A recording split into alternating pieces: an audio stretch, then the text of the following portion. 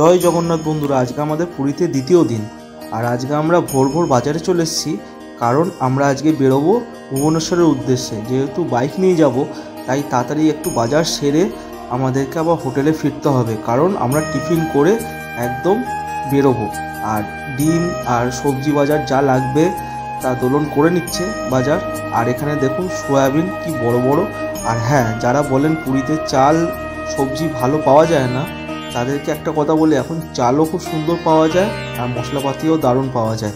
আর আমি হোটেলে চলে এসেছি, ওই গেস্ট হাউসে এসে প্রথমেই আমি যেটা করলাম, টিফিন দোলনকে বললাম তুমি রেডি হও, আমি তাড়াতাড়ি করে টিফিনটা করে নিই। আর এই যে ডিম পাউরুটি আমার রেডি।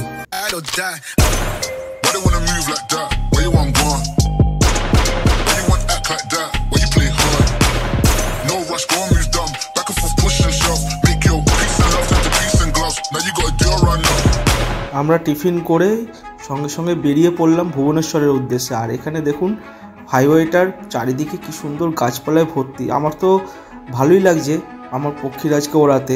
আর আমি মাঝে মাঝে কিন্তু আমার পক্ষীরাজকে 100তেও তুলে দিয়েছি। আর এ সত্যিকারের ওই স্কুটিটা দারুণ টানছিল।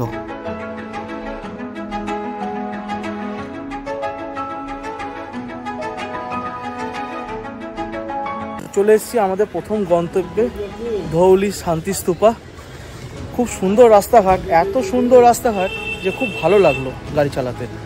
আর এতটা রাস্তা 65 কিলোমিটার বোঝাই গেল না, একদম অল্প টাইমে আমরা চলে এসেছি, অতটা টাইম লাগেনি। আমি স্কুটিও প্রায় 100তে তুলে দিয়েছিলাম মাঝে মাঝে। ধৌলি শান্তিস্তূপাতে এসেই আমরা প্রথমে আখের রস একটু খেয়ে নিচ্ছি, কারণ খুব রোদ উঠেছে।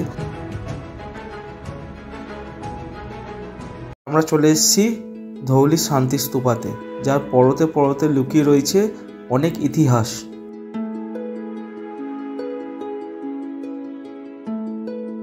বলা হয় মহারাজ অশোক যখন সারা ভারত জয় করে নিয়েছিল, শুধুমাত্র তার সামনে একটা মাত্র রাজ্য ছিল, সেটা হচ্ছে কলিঙ্গ। আর সেই কলিঙ্গকে জয় করার জন্য অশোক বিশাল পরিমাণে একটা যুদ্ধ করেন। ওই যুদ্ধের শেষ পরিণতি কিন্তু এই ধৌলি শান্তিস্তূপা, যা শান্তির রূপে ভগবান বৌদ্ধকে স্থাপিত করা হয়। আর এই সেই নদী, সেই যুদ্ধে এই নদীটির নাম হচ্ছে দয়া নদী। এই নদীটি কিন্তু রক্তে ভরে গেছিল। আর সেই রক্তপাত দেখেই কিন্তু মহারাজ অশোকের মন পরিবর্তন হয় এবং পরবর্তীকালে তিনি কিন্তু এই ভগবান বৌদ্ধের ধর্ম সকল দেশে এবং বিদেশে সব জায়গায় কিন্তু প্রচার করা শুরু করেন।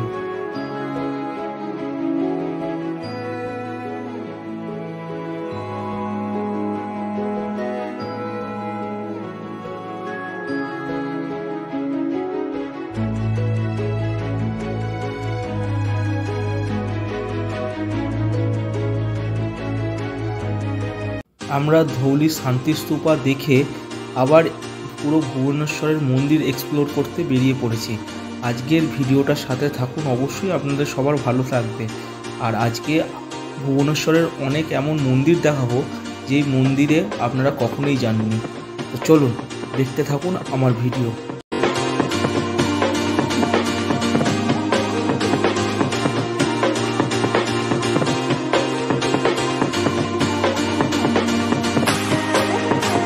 কথায় আছে ভুবনেশ্বর মন্দিরের শহর। আজকে ভুবনেশ্বরেরই সব মন্দিরগুলো ঘুরব। বাস অনেক মন্দির নিয়ে যায় না, আজকে সেই মন্দিরগুলো তো আমরা যাব। সকালবেলা যখন বেরোচ্ছিলাম খুব রোদ উঠেছিল, তো ম্যাডাম খুব চেল্লাচ্ছিল, এত রোদের মধ্যে বাইকে এত দূর জার্নি, শুধু 65 কিলোমিটার ধরলে তো হবে না, আশপাশ সব কিছু ধরলে।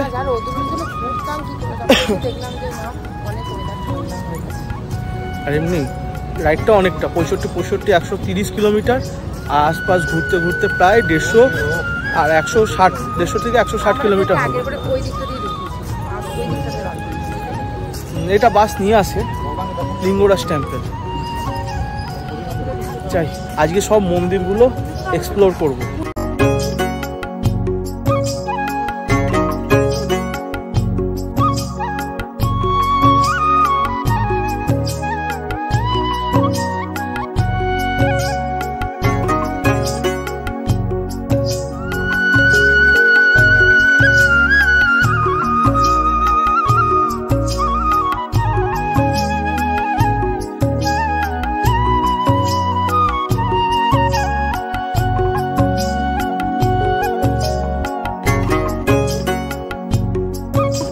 মন্দিরের ভেতর তো মোবাইল নট অ্যালাউড, তো মোবাইলটা স্কুটিতে রেখেই আমরা মন্দিরে ঢুকবো। সব মন্দিরেই, বেশিরভাগ মন্দিরেই মোবাইল অ্যালাউ হয় না, যতটা পারবো বাইরে থেকেই দেখাবো, আর যেই মন্দিরে অ্যালাউ হবে ভেতরে নিয়ে যাব মোবাইল, তো আপনাদের দেখাতে পারবো ভিডিও তুলে এনে।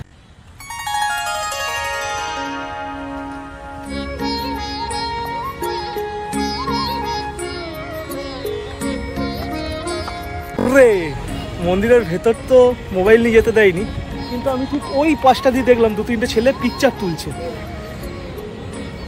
ম্যাডাম দেখিয়েছেন। তো আমি খুঁজে খুঁজে ঠিক জায়গাটা বের করেছি কোনখানটা দিয়ে উঠেছিল। ও বলছে না কারুর বাড়ি হবে, বলছি কারুর বাড়ি না, ওটা টাওয়ার টাইপের, এটা টাওয়ারই টাইপের। তো খুব সুন্দর লাগছে, দেখুন মন্দিরের চত্বরটা। এটা মেইন মন্দিরটা, ওইদিকে মা লক্ষ্মী দেবীর মন্দির আছে, আর এদিকে সব শিবের নানান রকম মন্দির আছে। এটা হচ্ছে অমরনাথ মন্দির। এই লিঙ্গরাজ মন্দির কিন্তু ভুবনেশ্বরের সবচেয়ে বড় মন্দিরের মধ্যে একটা। আর এই মন্দিরটা জানেন তো 10ম বা 11দশী শতাব্দীতে এই মন্দিরটি তৈরি হয়েছিল।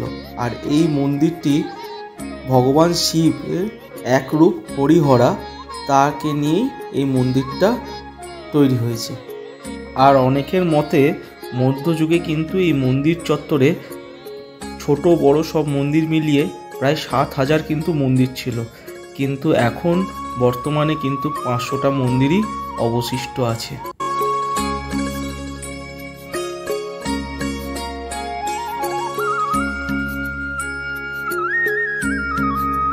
আর সত্যিকারে বলতে ভুবনেশ্বর যে মন্দিরের শহর, সেটা এই টাওয়ারটায় দাঁড়িয়ে বুঝতে পারছি। কারণ এই যে লিঙ্গরাজ টেম্পেলের বর্ডারটা দেখতে পাচ্ছেন তো, বর্ডারের বাইরেও প্রচুর মন্দির আছে ছোট বড়। এই দেখুন একটা মন্দির, এটা কিন্তু লিঙ্গরাজ টেম্পেলের মধ্যে না। আবার দেখুন এই যে একটা মন্দির, পরপর শুধু মন্দির আছে, এই একটা মন্দির পরপর, এখানে অনেক মন্দির আছে। ওই মন্দিরটা ঠিক 250 মিটার দূর অনন্ত বাসুদেবা মন্দির। এই মন্দিরে কিন্তু কোনো বাস বা ট্যাক্সি নিয়ে আসে না। যদি এই মন্দিরে আসতে হয় তাহলে নিজেদেরকেই স্কুটি বা গাড়ি ভাড়া করে আসতে হবে।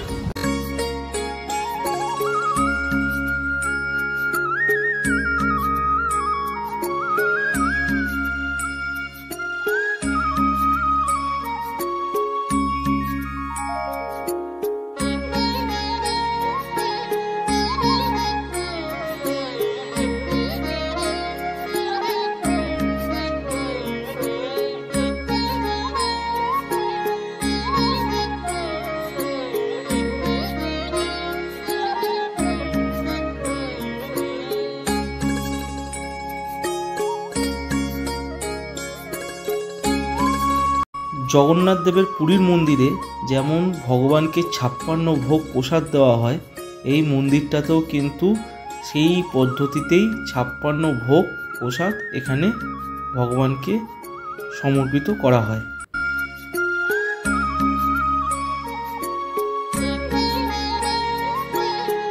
আর জগন্নাথ মন্দিরের মতোই এখানেও কিন্তু খুব বড় একটা রান্নাঘর আছে। আমি যেটা দেখলাম, এখানে কিন্তু রান্নাঘরে খুব সুন্দর রান্নাও হচ্ছে। আর এই মন্দিরের উল্টো দিকেই কিন্তু বিন্দুসাগর উপস্থিত। আর এই দেখুন বিন্দুসাগরে কিন্তু রাত্রিবেলা লাইটিংও হয়। এই যে লাইটিংয়ের জায়গাটা, এখন যেহেতু বিকালবেলা আমরা লাইটিং দেখতে পাবো না। আর এই হচ্ছে সেই মন্দিরটা, বছরে একবারই খোলা হয়। লেজার লাইটটা তো আর দেখা যাবে না, লাইটিং শোটা। আর মন্দিরের ভেতর কি করে যায় সেটাও জানি না, হয়তো যায়ও না কেউ। কোনো টাইমে হয়তো যায়, পুজোর সময় হয়তো যায়। কোনো ব্রিজও করা নেই না। পুরীতে একটা এরকম মন্দির আছে যেটাতে মাঝখান থেকে ব্রিজ করা আছে, কিন্তু ওটা সবসময় খোলে না, মাঝে মধ্যে খোলে, কিন্তু এখানে কোনো ব্রিজও করা নেই। মনে হয় হয়তো নৌকা করে যায় হয়তো। আপনারা তো ভুবনেশ্বর আসেন, কিন্তু এত মন্দির আপনারা ঘোরেনি না, মনে হচ্ছে না মন্দির পাড়াতে চলে এসেছি পরশুরামেশ্বরা টেম্পল।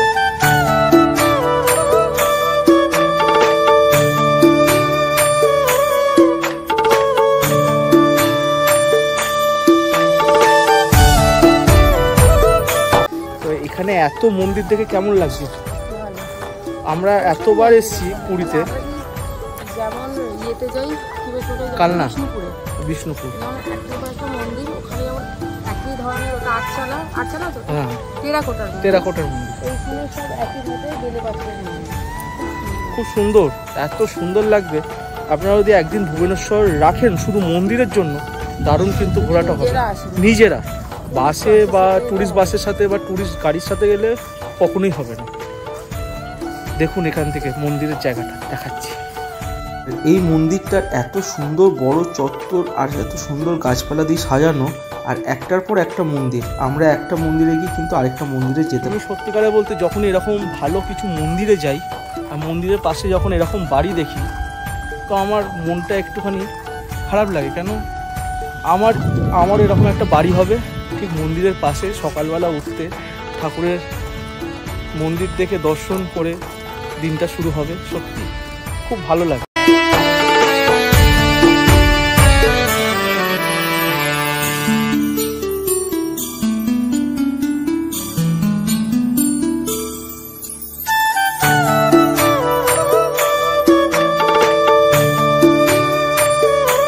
পরশু রামেশ্বরা মন্দির ঘুরতে ঘুরতেই পরের মন্দিরে চলে এসেছি, মানে মন্দিরের ভেতর দিয়েই চলে এসেছি। এই মন্দিরটার নাম হচ্ছে সিদ্ধেশ্বরা টেম্পল। যখন পুরী থেকে বেরোচ্ছিলাম খুব রোদ আর খুব গরম ছিল, এখন খুব সুন্দর মেঘলা ওয়েদার, হালকা হালকা বৃষ্টি পড়ছে। এখন কেউ বলবেই না 2:45 বাজে, এতটা অন্ধকার হয়ে এসছে, কিন্তু ভালো লাগছে। ঠাকুরকে ডাকছি যেন বৃষ্টিটা আর না হয়, বৃষ্টিটা হলেই ঘোড়াটা বানচাল হয়ে যাবে।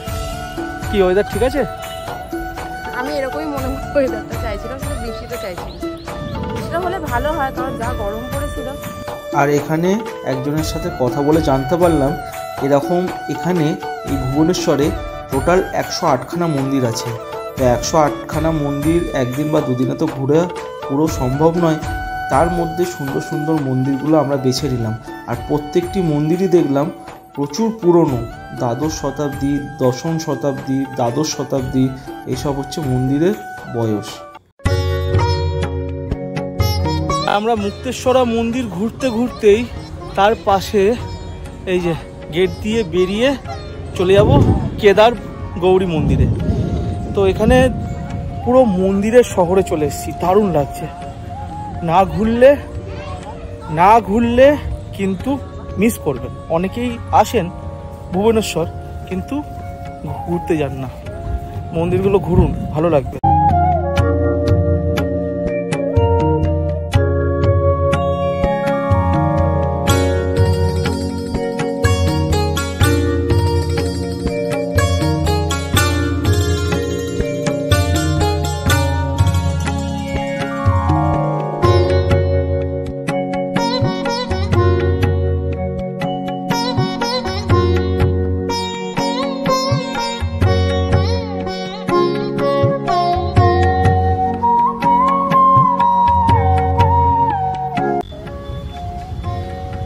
আমরা যাচ্ছিলাম 64 যোগিনী মাতার মন্দিরে, যাওয়ার পথে এই মন্দিরটা পড়লো। তো আমি দেখে, সুন্দর, অনেক পুরনো, 12 BCর মন্দির, অনেক পুরনো। চল মন্দিরটা দেখা যাক, আর মন্দিরের চত্বরটাও কিন্তু খুব বড়।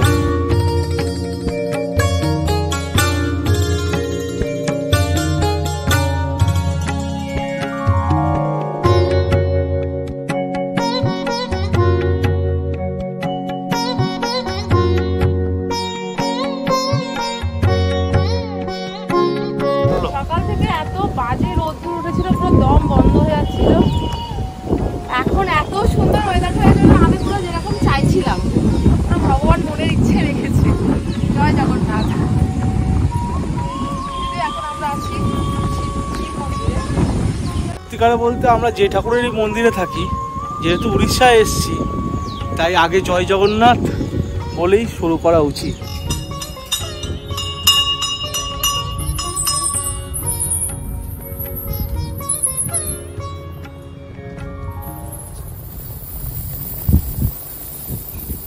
এখানে আমরা বসেছিলাম, বসে বসে একটা জিনিস লক্ষ্য করলাম, কিছুক্ষণ আগে যেটা বলছিলাম, মন্দিরের চত্বরের বাইরে একটা বাড়ি, তার মধ্যে একটা লোক দাঁড়িয়ে মন্দির দর্শন করছে, আবার এইদিকেও একজন দাঁড়িয়ে দর্শন করছিল। সত্যি মন শান্তি করা একটা অনুভব মন্দিরের পাশে একটা বাড়ি থাকলে। তো বলতে বলতে বৃষ্টিও খুব জোরে চলে এসছে। জোরে আসেনি, বসে যাচ্ছে এখনো। বসে যাচ্ছে, কিন্তু এই বৃষ্টিতে যদি বেশিক্ষণ থাকি ভিজে যাবো, ওটাই তো প্রবলেম। মোবাইলটা ভিজে গেলে, আমি ভিজলে তো কোনো প্রবলেম নেই, মোবাইলটা ভিজে গেলেই প্রবলেম।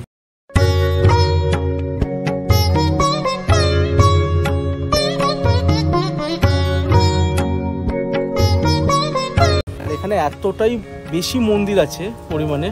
আমরা যেগুলো সার্চ করে বেরিয়েছিলাম, তো একটা মন্দির থেকে আরেকটা মন্দিরে যাওয়ার পথে আরো 3-4টে করে মন্দির দেখতে পাচ্ছি।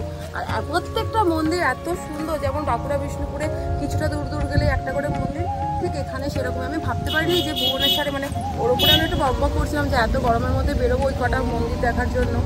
আর চিড়িয়াখানাতে তো বহুবারই এসেছি, তো যাই হোক মানে আশাটা সার্থক হয়েছে। আর সত্যি বাস পার্টির সাথে এসে ওই চিড়িয়াখানা বারবার যাবার চেয়ে, হ্যাঁ, তো এরকম নিজেরাই ঘোরা ভালো।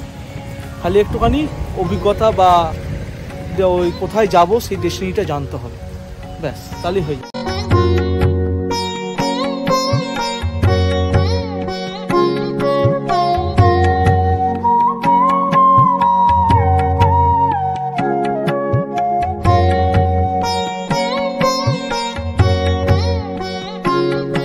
ভাগ্যটা খুবই ভালো, আমরা এলাম, দর্শন করলাম, তারপরেই দরজাটা বন্ধ হয়ে গেল।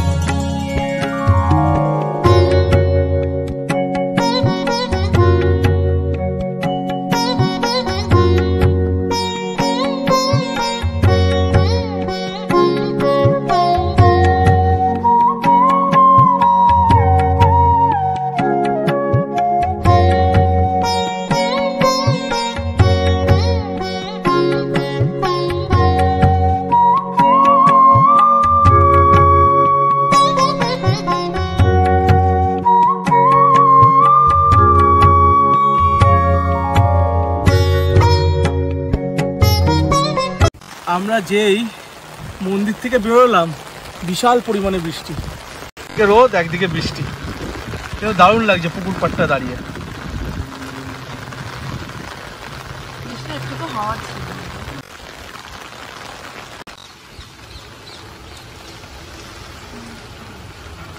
আমরা তো ভেবেছিলাম ভালোই ঘোরা হচ্ছে, 64 যোগিনী মাতার মন্দিরে বা যেতাম, গিয়ে চলে যেতাম উদয়গিরি, খণ্ডগিরি, কেতসি, কিন্তু এত বৃষ্টি হচ্ছে যে গাড়ি চালাতেই পারছি না। 64 যোগিনী মাতা মন্দির তো দেখা হবে, কিন্তু মনে হয় না উদয়গিরি, খণ্ডগিরি আর আজকে যেতে পারবো, তো ওটা অন্য কোনো দিন করা যাবে, অন্য কোনো ট্রিপে।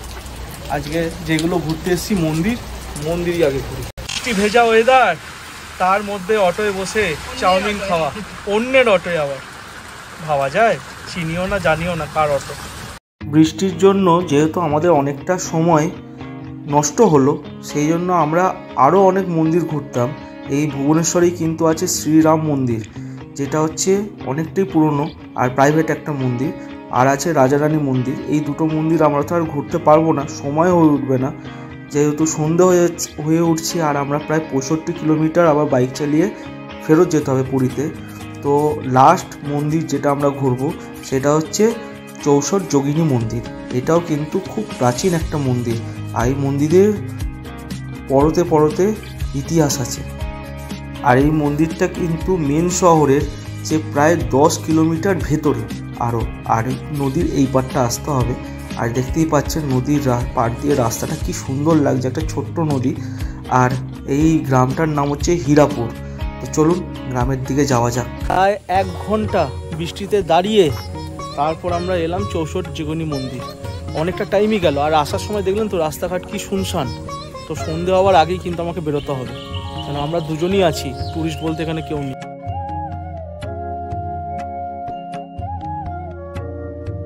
এই মন্দিরটাও কিন্তু প্রাচীন মন্দিরের মধ্যে একটি। এই মন্দিরটাও কিন্তু স্থাপিত হয়েছিল সেই 9th সেঞ্চুরিতে। তো আপনারাও যদি চান যে ভুবনেশ্বরের সব মন্দিরগুলো ঘুরে দেখবেন, তো আমার এই ভিডিওটা কিন্তু আপনাদের অনেক হেল্প করবে, কারণ আমি মন্দিরের ভিডিওগুলো পরপর রেখেছি যাতে আপনাদের সুবিধা হয়। আর গুগল ম্যাপ দেখে খুব সহজেই তাড়াতাড়ি করে আপনারা পরপর মন্দিরগুলো দেখে নিতে পারবেন।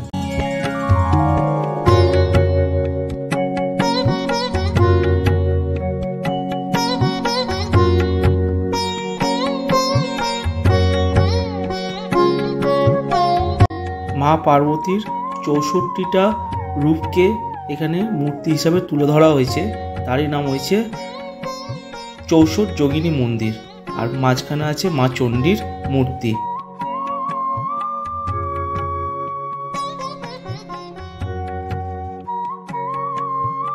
আর মাঝখানে এই স্তম্ভটির মাঝখানে এখানে কিন্তু শিব ভগবানের লিঙ্গ স্থাপিত ছিল।